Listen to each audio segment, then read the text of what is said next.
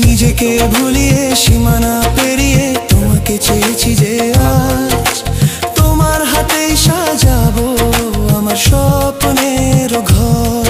আমি তোমার প্রেমে পড়ে দুনিয়া ভুলে গেছি, তোমার ওই মায়াবী হাসি আমি দেখতে ভালোবাসি।